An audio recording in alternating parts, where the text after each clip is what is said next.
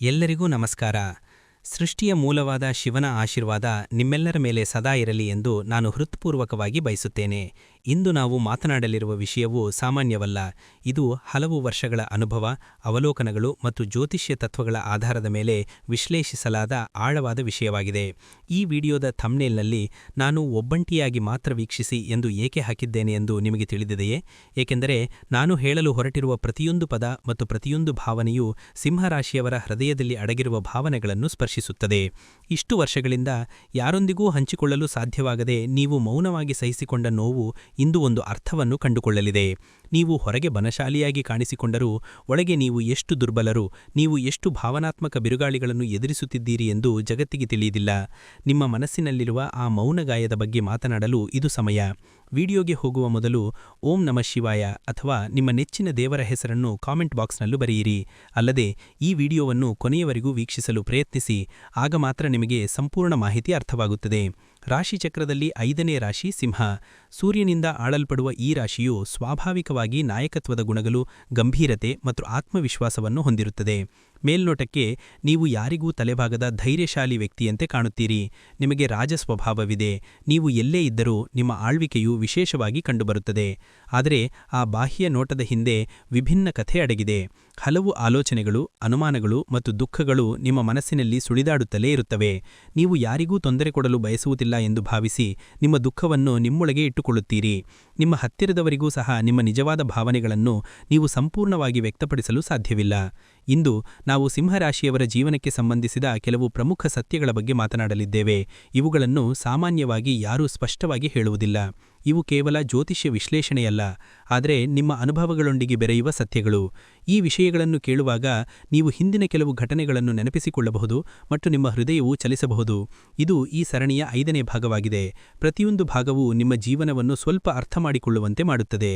ಆದ್ದರಿಂದ ಎಲ್ಲಿಯೂ ಬಿಟ್ಟುಬಿಡದೆ ಈ ವಿಡಿಯೋವನ್ನು ಸಂಪೂರ್ಣವಾಗಿ ಆಲಿಸಿ, ಏಕೆಂದರೆ ನಾನು ಕೊನೆಯಲ್ಲಿ ನಿಮಗೆ ಹೇಳುವುದು ನಿಮ್ಮ ಆಲೋಚನೆಗಳನ್ನು ಬದಲಾಯಿಸುವ ಶಕ್ತಿಯನ್ನು ಹೊಂದಿದೆ.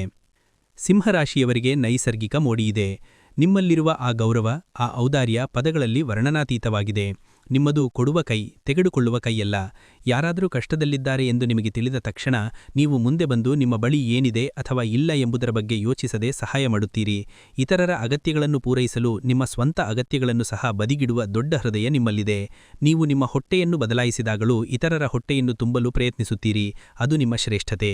ಆದರೆ ವಿಚಿತ್ರವೆಂದರೆ, ನೀವು ತೊಂದರೆಯಲ್ಲಿದ್ದಾಗ ನಿಮ್ಮ ಹೃದಯ ನೋವಾಗುತ್ತಿದೆ ಮತ್ತು ನಿಮ್ಮ ಸುತ್ತಲೂ 100 ಜನರಿದ್ದಾರೆ ಎಂದು ತೋರಿದರೂ ಅನೇಕ ಬಾರಿ ನಿಮ್ಮ ನೋವನ್ನು ನಿಜವಾಗಿಯೂ ಅರ್ಥಮಾಡಿಕೊಳ್ಳುವ ಮತ್ತು ನಾನಿದ್ದೇನೆ ಎಂದು ಹೇಳುವ ಒಂದೇ ಒಂದು ಹೃದಯವನ್ನು ನೀವು ಕಾಣುವುದಿಲ್ಲ.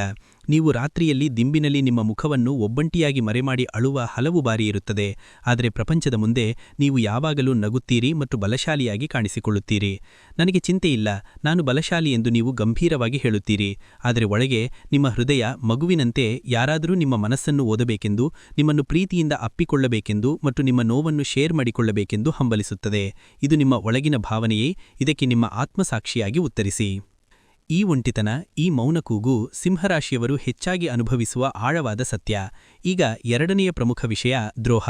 ಸಿಂಹರಾಶಿಯವರು ಯಾರನ್ನಾದರೂ ನಂಬಿದಾಗ ಅವರನ್ನು ಪೂರ್ಣ ಹೃದಯದಿಂದ ನಂಬುತ್ತಾರೆ. ಅವರು ನನ್ನವರು ಎಂದು ಅವರು ಭಾವಿಸಿದ ನಂತರ ಅವರು ಅವರಿಗಾಗಿ ಯಾವುದೇ ತ್ಯಾಗ ಮಾಡುತ್ತಾರೆ.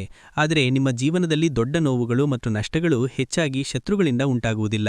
ಅವು ನೀವು ಪ್ರೀತಿಸುವವರಿಂದ, ನೀವು ನಂಬುವವರಿಂದ ಉಂಟಾಗುತ್ತವೆ. ನೀವು ತಿನ್ನುವವರು, ನಿಮ್ಮ ಹೃದಯದಲ್ಲಿ ನೀವು ಹಿಡಿದುಕೊಳ್ಳುವವರು, ನಿಮಗೆ ಅಗತ್ಯವಿದ್ದಾಗ ನಿಮ್ಮೊಂದಿಗೆ ನಿಲ್ಲಬೇಕಾದವರು. ನೀವು ಬೆಳೆಯುತ್ತಿರುವಾಗ ನಿಮ್ಮ ಸ್ವಂತ ಜನರೇ ನಿಮ್ಮ ಕಾಲುಗಳನ್ನು ಎಳೆದವರು. ನಿಮ್ಮಲ್ಲಿ ಹಣವಿದ್ದಾಗ ನಿಮ್ಮನ್ನು ಸುತ್ತವರೆದಿದ್ದ ಜನರು ನಿಮಗೆ ಸ್ವಲ್ಪ ತೊಂದರೆಯಾದಾಗ ಕಣ್ಮರೆಯಾದರು.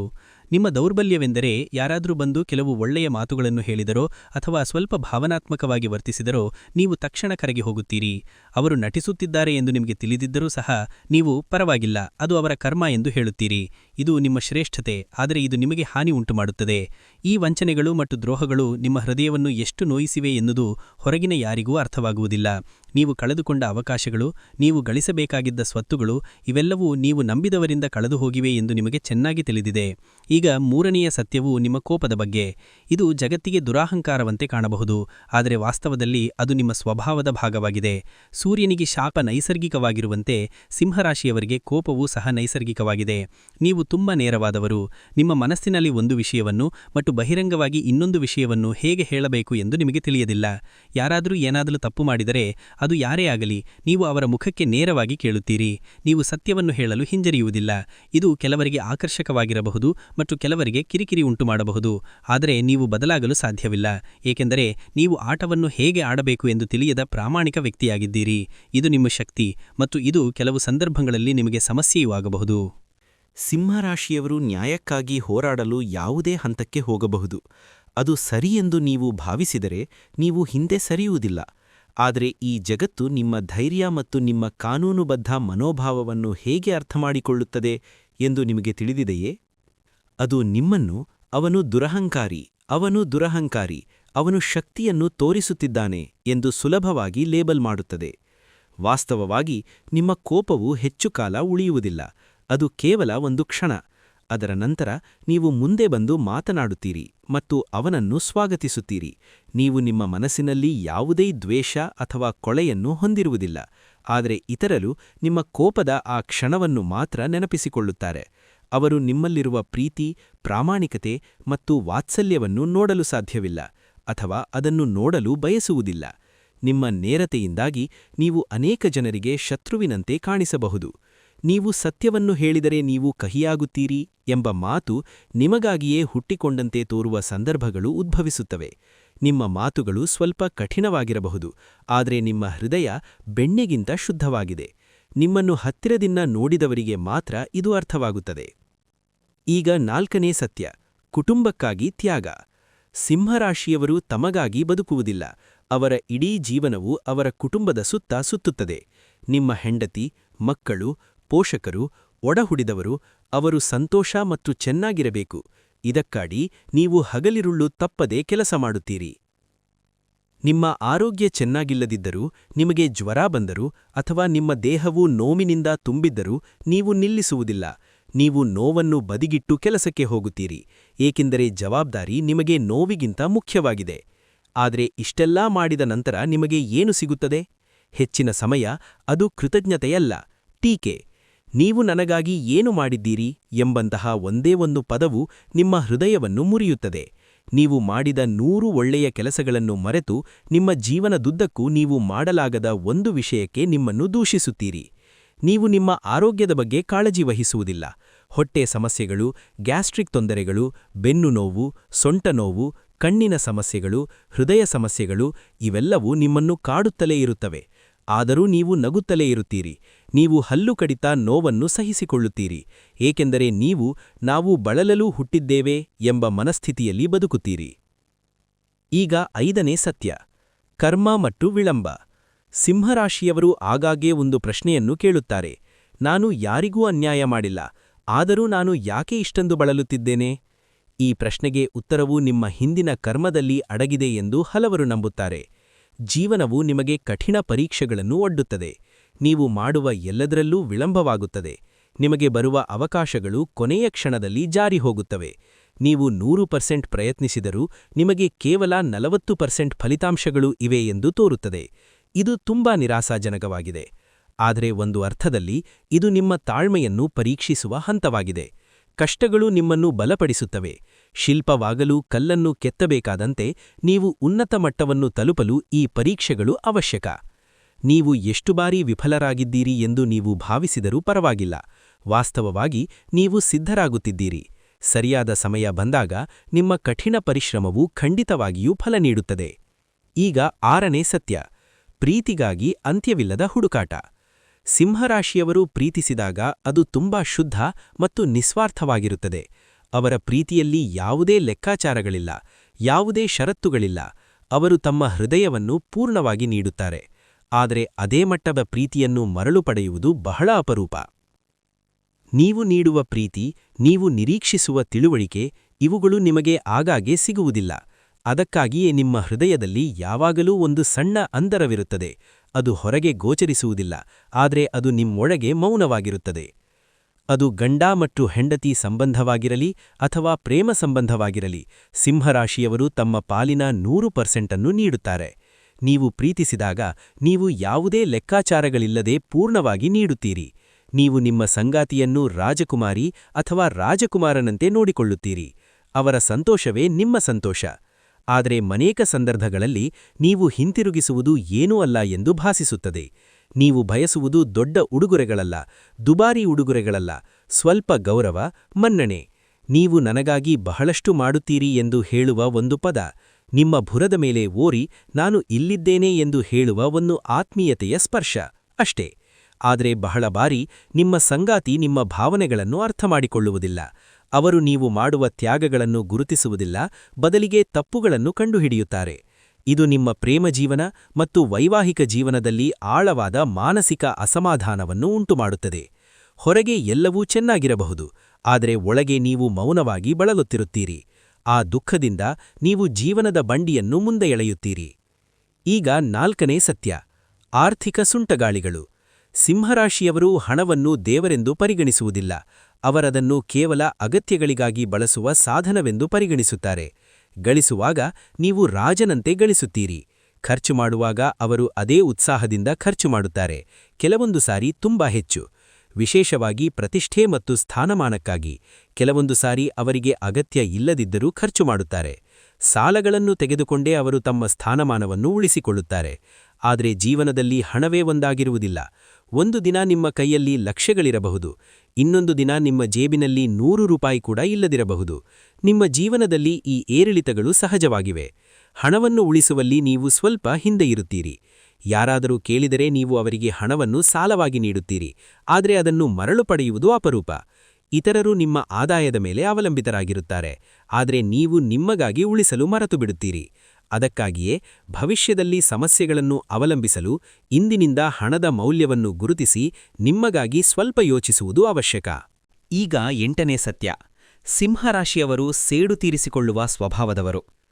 ಸಿಂಹರಾಶಿಯವರು ಬಹಳ ತಾಳ್ಮೆಯನ್ನು ಹೊಂದಿರುತ್ತಾರೆ. ಎಷ್ಟೇ ಅವಮಾನ, ಎಷ್ಟೇ ಕಷ್ಟ ಬಂದರೂ ನೀವು ಅದನ್ನು ಹೆಚ್ಚಾಗಿ ಮೌನವಾಗಿ ಸಹಿಸಿಕೊಳ್ಳುತ್ತೀರಿ.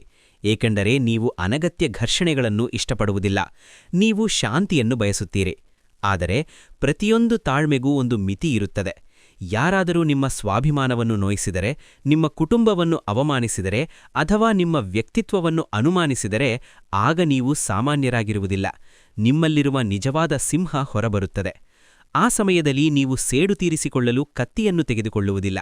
ಆದರೆ ನಿಮ್ಮ ಬೆಳವಣಿಗೆಯೊಂದಿಗೆ, ನಿಮ್ಮ ಮೌನದೊಂದಿಗೆ ನೀವು ಅವರಿಗೆ ಬಲವಾದ ಉತ್ತರವನ್ನು ನೀಡುತ್ತೀರಿ. ನಿಮ್ಮನ್ನು ಅವಮಾನಿಸಿದವರು ನಿಮ್ಮ ಯಶಸ್ಸಿನ ದೃಷ್ಟಿಯಲ್ಲಿ ತಲೆಬಾಗುವ ಹಂತವನ್ನು ತಲುಪುತ್ತಾರೆ. ನೀವು ಏನನ್ನೂ ಮಾಡದಿದ್ದರೂ ಸಮಯವು ಅವರಿಗೆ ಉತ್ತರಿಸುತ್ತದೆ. ಈಗ 9ನೇ ಮತ್ತು ಅತ್ಯಂತ ಮುಖ್ಯವಾದ ಸತ್ಯ, ಬದಲಾವಣೆಯ ಸಮಯ. ನೀವು ಈ ಪದಕ್ಕಾಗಿ ಎಲ್ಲಾ ಸಮಯದಲ್ಲೂ ಕಾಯುತ್ತಿದ್ದೀರಿ. ನೆನಪಿಡಿ, ಸಿಂಹ ಮಲಗಿರುವುದರಿಂದ ಅದು ದುರ್ಬಲವಾಗಿದೆ ಎಂದರ್ಥವಲ್ಲ. ಅದು ಎದ್ದೇಳುವವರೆಗೆ ಮಾತ್ರ ಇತರ ಜನರ ಆಟಗಳು ಮುಂದುವರಿಯಬಹುದು. ನೀವು ಈಗಾಗಲೇ ಬಹಳಷ್ಟು ಅನುಭವಿಸಿದ್ದೀರಿ, ಅವಮಾನಗಳು, ಕಷ್ಟಗಳು, ಕಣ್ಣೀರು. ಆದರೆ ಆ ಕರಾಳ ಹಂತವು ಎಂದಿಗೂ ಮುಗಿಯುವುದಿಲ್ಲ. ಈಗ ವಿಷಯಗಳು ಬದಲಾಗುವ ಸಮಯ ಸಮೀಪಿಸುತ್ತಿದೆ. ನಿಮ್ಮ ಜೀವನದಲ್ಲಿ ಹೊಸ ಅಧ್ಯಾಯ ಪ್ರಾರಂಭವಾಗಲಿದೆ. ಇಲ್ಲಿಯವರೆಗೆ ನಿಮ್ಮನ್ನು ಕೀಳಾಗಿ ನೋಡುತ್ತಿದ್ದವರು ನಾಳೆ ನಿಮ್ಮನ್ನು ನೋಡಬೇಕಾಗುತ್ತದೆ. ನೀವು ಸಹಿಸಿದ ಪ್ರತಿಯೊಂದು ಕಷ್ಟ, ನೀವು ಸುರಿಸಿದ ಪ್ರತಿಯೊಂದು ಕಣ್ಣೀರು, ಇವೆಲ್ಲವೂ ವ್ಯರ್ಥವಾಗುವುದಿಲ್ಲ. ಅವುಗಳಿಗೆ ಫಲಿತಾಂಶ ಸಿಗುತ್ತದೆ. ನಿಮ್ಮೊಳಗಿನ ನಾಯಕತ್ವದ ಗುಣ ಮತ್ತೆ ಜಾಗೃತಗೊಳ್ಳುತ್ತದೆ. ನೀವು ಅವಮಾನವನ್ನು ಎದುರಿಸಿದ ಸ್ಥಳದಲ್ಲಿ ಗೌರವವನ್ನು ಗಳಿಸಲು ಅವಕಾಶವಿದೆ. ಕೆಲಸದಲ್ಲಿ, ವ್ಯವಹಾರದಲ್ಲಿ ನೀವು ಅನಿರೀಕ್ಷಿತ ಯಶಸ್ಸನ್ನು ಸಾಧಿಸುವ ಸಾಧ್ಯತೆಯಿದೆ. ನೀವು ಆರ್ಥಿಕವಾಗಿಯೂ ಬಲಶಾಲಿಯಾಗುತ್ತೀರಿ. ಆದರೆ ಒಂದು ಮುಖ್ಯ ವಿಷಯವನ್ನು ನೆನಪಿಡಿ, ಇನ್ನು ಮುಂದೆ ಯಾರನ್ನೂ ಕುರುಡಾಗಿ ನಂಬಬೇಡಿ. ನಿಮ್ಮ ರಹಸ್ಯಗಳನ್ನು ಎಲ್ಲರೊಂದಿಗೆ ಹಂಚಿಕೊಳ್ಳಬೇಡಿ. ನಿಮ್ಮ ಒಳ್ಳೆಯತನವನ್ನು ಕಾಪಾಡಿಕೊಳ್ಳುವಾಗ ನಿಮಗಾಗಿ ಎದ್ದು ನಿಲ್ಲಿ. ಅದು ನಿಮ್ಮ ಭವಿಷ್ಯವನ್ನು ಬಲಪಡಿಸುತ್ತದೆ. ನಿಮ್ಮ ಭಾರವನ್ನು ದೇವರ ಮೇಲೆ ಹಾಕಿ ಮತ್ತು ನಿಮ್ಮ ಕೆಲಸವನ್ನು ನಿಷ್ಠೆಯಿಂದ ಮಾಡುವ ಮೂಲಕ ಮುಂದುವರಿಯಿರಿ. ಪ್ರತಿದಿನ ಸೂರ್ಯನಿಗೆ ಪ್ರಾರ್ಥನೆ ಸಲ್ಲಿಸುವುದು, ಬೆಳಿಗ್ಗೆ ಕೆಲವು ನಿಮಿಷಗಳ ಕಾಲ ಧ್ಯಾನ ಮಾಡುವುದು, ಆದಿತ್ಯ ಹೃದಯಂನಂತಹ ಪವಿತ್ರ ಸ್ತೋತ್ರಗಳನ್ನು ಪಠಿಸುವುದು, ಇವೆಲ್ಲವೂ ನಿಮ್ಮ ಆತ್ಮವಿಶ್ವಾಸವನ್ನು ಹೆಚ್ಚಿಸುತ್ತದೆ. ನಿಮ್ಮ ಮನಸ್ಸು ಸ್ಥಿರವಾಗುತ್ತದೆ, ನಿಮ್ಮ ಆಲೋಚನೆಗಳು ಸ್ಪಷ್ಟವಾಗುತ್ತವೆ. ನಿಮ್ಮನ್ನು ಬೆಳೆಯುವಂತೆ ತಡೆಯಲು ಯಾರಿಂದಲೂ ಸಾಧ್ಯವಿಲ್ಲ. ಏಕೆಂದರೆ ನಿಮ್ಮೊಳಗಿನ ಪರಿಶ್ರಮ, ನಿಮ್ಮೊಳಗಿನ ಧೈರ್ಯ, ನಿಮ್ಮೊಳಗಿನ ನಾಯಕತ್ವದ ಗುಣಗಳು ಇವು ನೈಸರ್ಗಿಕ ಉಡುಗೊರೆಗಳು. ನೀವು ಗೆಲ್ಲಲು ಹುಟ್ಟಿದ್ದೀರಿ. ನೀವು ನಿಮ್ಮದೇ ಆದ ಮಟ್ಟವನ್ನು ಸೃಷ್ಟಿಸಲು ಹುಟ್ಟಿದ್ದೀರಿ. ನನ್ನ ಪ್ರೀತಿಯ ಸಿಂಹರಾಶಿಯವರೇ, ಈ ಮಾತುಗಳನ್ನು ನೀವು ಕೇಳುತ್ತಿದ್ದಂತೆ ನಿಮ್ಮ ಮನಸ್ಸಿನಲ್ಲಿ ಅನೇಕ ನೆನಪುಗಳು ತುಂಬಿರಬಹುದು. ನಿಮ್ಮ ಕಣ್ಣುಗಳು ಕಣ್ಣೀರಿನಿಂದ ತುಂಬಿರಬಹುದು. ನೀವು ಅನುಭವಿಸಿದ ಪ್ರತಿಯೊಂದು ನೋವು ಮತ್ತು ಅವಮಾನವು ನಿಮಗೆ ಮಾತ್ರ ತಿಳಿದಿರುವ ಸತ್ಯಗಳು. ಆದರೆ ಇನ್ನು ಮುಂದೆ ಭಯಪಡುವ ಅಗತ್ಯವಿಲ್ಲ. ನಿಮ್ಮ ಹಿಂದೆ ಒಂದು ಶಕ್ತಿಯಿದೆ. ನೀವು ಒಬ್ಬಂಟಿಯಾಗಿಲ್ಲ. ನಿಮ್ಮ ಎಲ್ಲಾ ಕಷ್ಟಗಳು ನಿಧಾನವಾಗಿ ಕರಗುತ್ತವೆ. ನೀವು ಬಯಸುವ ಜೀವನ, ನೀವು ಕನಸು ಕಂಡ ಮಟ್ಟ, ಇವು ಸಾಧ್ಯ. ನೀವು ಮುಂದುವರಿಯುತ್ತಲೇ ಇರಬೇಕು. ನಿಮ್ಮ ಮೇಲಿನ ನಂಬಿಕೆಯನ್ನು ಕಳೆದುಕೊಳ್ಳಬೇಡಿ. ನಿಮ್ಮ ಒಳ್ಳೆಯತನವನ್ನು ಕಳೆದುಕೊಳ್ಳಬೇಡಿ. ಆದರೆ ಅದೇ ಸಮಯದಲ್ಲಿ ನಿಮ್ಮ ಮೌಲ್ಯವನ್ನು ಗುರುತಿಸಲಾಗದ ಸ್ಥಳದಲ್ಲಿ ನಿಮ್ಮ ಹೃದಯವನ್ನು ವ್ಯರ್ಥ ಮಾಡಬೇಡಿ. ನೀವು ಸಂತೋಷವಾಗಿರಬೇಕು. ನೀವು ಮಾಡಲು ಹೊರಟಿರುವ ಎಲ್ಲವೂ ಈಡೇರಲಿ. ನಿಮ್ಮ ಜೀವನವು ಶಾಂತಿ, ಗೌರವ ಮತ್ತು ಸಂತೋಷದಿಂದ ತುಂಬಿರಲಿ. ನಾನದನ್ನು ಪ್ರಾಮಾಣಿಕವಾಗಿ ಬಯಸುತ್ತೇನೆ. ಈ ಮಾತುಗಳು ನಿಮ್ಮ ಹೃದಯವನ್ನು ಮುಟ್ಟಿದ್ದರೆ, ಅವು ನಿಮ್ಮ ಅನುಭವಗಳಿಗೆ ಹತ್ತಿರವಾಗಿದ್ದರೆ, ನಿಮ್ಮ ಭಾವನೆಗಳನ್ನು ನಿಮ್ಮಲ್ಲಿಯೇ ಇಟ್ಟುಕೊಳ್ಳಬೇಡಿ. ನಿಮ್ಮ ಮನಸ್ಸಿನ ಮೇಲಿನ ಹೊರೆಯನ್ನು ಇಳಿಸಿಕೊಳ್ಳಲು ಇದೊಂದು ಅವಕಾಶ. ನೀವು ಅನುಭವಿಸಿದ್ದನ್ನು ಶೇರ್ ಮಾಡುವುದರಿಂದ ನಿಮಗೆ ಸ್ವಲ್ಪ ಹಗುರವಾಗುತ್ತದೆ. ನಿಮಗೆ ಯಾವುದೇ ಸಿಂಹರಾಶಿಯವರು ತಿಳಿದಿದ್ದರೆ ಇದು ಅವರನ್ನು ತಲುಪುವಂತೆ ನೋಡಿಕೊಳ್ಳಿ. ಏಕೆಂದರೆ ಕೆಲವು ಮಾತುಗಳು ಮನಸ್ಸಿಗೆ ಔಷಧಿಯಂತೆ ಕೆಲಸ ಮಾಡುತ್ತವೆ. ಈ ವಿಡಿಯೋ ನಿಮಗೆ ಇಷ್ಟವಾದರೆ ಲೈಕ್ ಮಾಡಿ. ಓಂ ನಮಃ ಶಿವಾಯ ಎಂದು ಕೂಡ ಕಮೆಂಟ್ ಮಾಡಿ. ಇಂತಹ ಹೆಚ್ಚಿನ ವಿಡಿಯೋಗಳಿಗಾಗಿ ನಮ್ಮ ಚಾನಲ್ಗೆ ಸಬ್ಸ್ಕ್ರೈಬ್ ಮಾಡಿ.